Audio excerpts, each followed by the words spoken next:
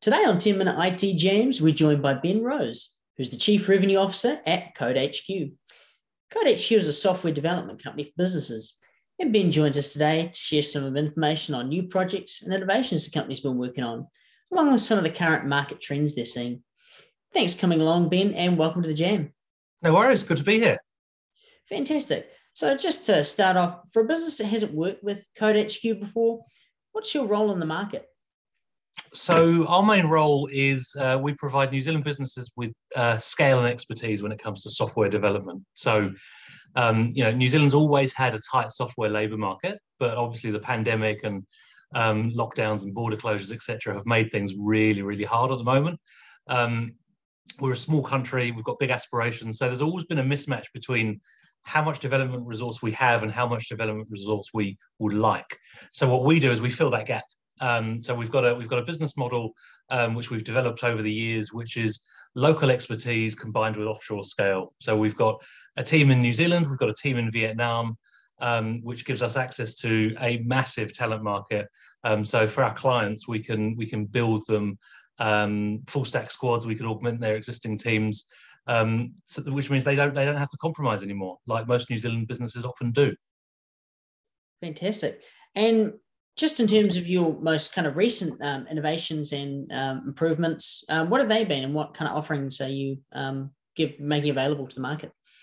So we've really doubled down on our secret sauce, which is our local expertise and offshore scale, and we focus on being excellent at software development outsourcing. So that's seen some great outcomes over the last 12 months. In particular, we've started working with some really exciting new businesses.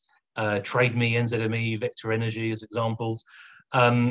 We've really focused on working with larger corporates because we see that that's where most of the pain is being felt across New Zealand. There are lots of people who are happy to employ juniors and graduates as startup resources, but those bigger companies need senior resources and senior expertise. So that's been where we've focused.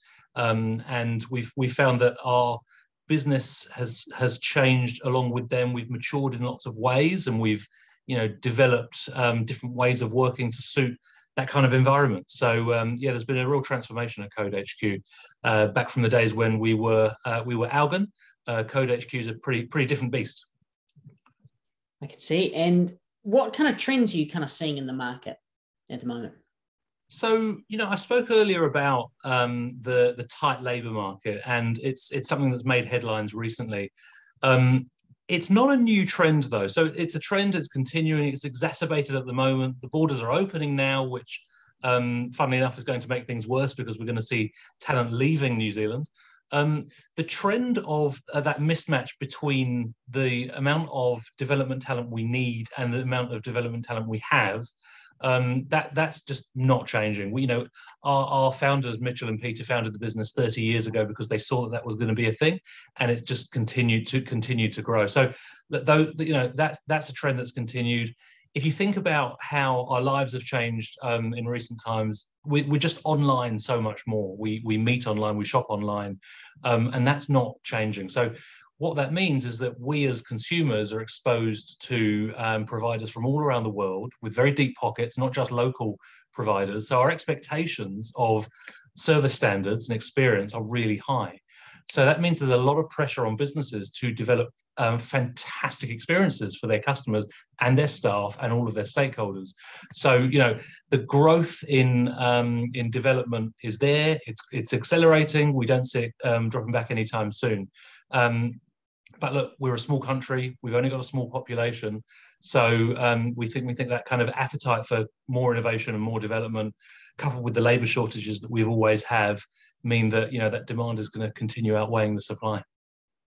Cool. And just kind of expanding on that and the previous questions, what kind of infrastructure and resources do you have in the Asia Pacific New Zealand market? So we operate one company across two markets, and those two markets are New Zealand and Vietnam. So we've got offices in both, we've got teams in both, and we've deliberately created a culture where that business works very closely with one another. So we don't have, head office in one country and faceless developers in another country like many do. we have teams split across 2 offices that work together in those 2 markets. And the reason that works is in New Zealand, we've got project managers and business analysts and people who lead engagements and work inside your business with you and understand how New Zealand businesses work and run and tick. And in Vietnam, we've got our developers and our testers. And there's just such a massive market there.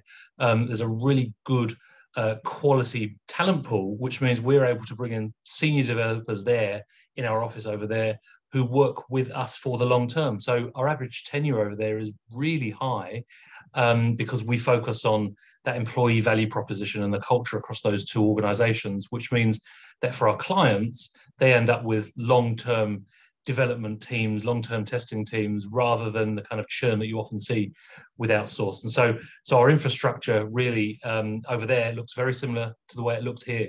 An example of that was during recent COVID lockdowns when Vietnam had lockdowns.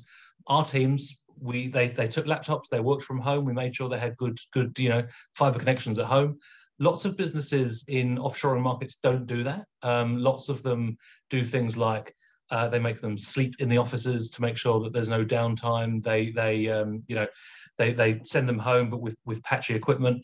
For the customer, that's not ideal. So for us, the infrastructure in Vietnam is exactly the same quality and standard as it is in New Zealand, and the way we manage our teams is as well, and that just leads to a better outcome for our clients.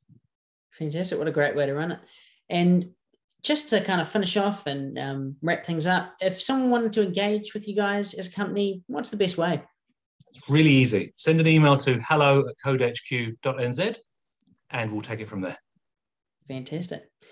Well, thank you so much for joining us today, Ben. And we look forward to hearing more from CodeHQ in the future and what you guys have to offer.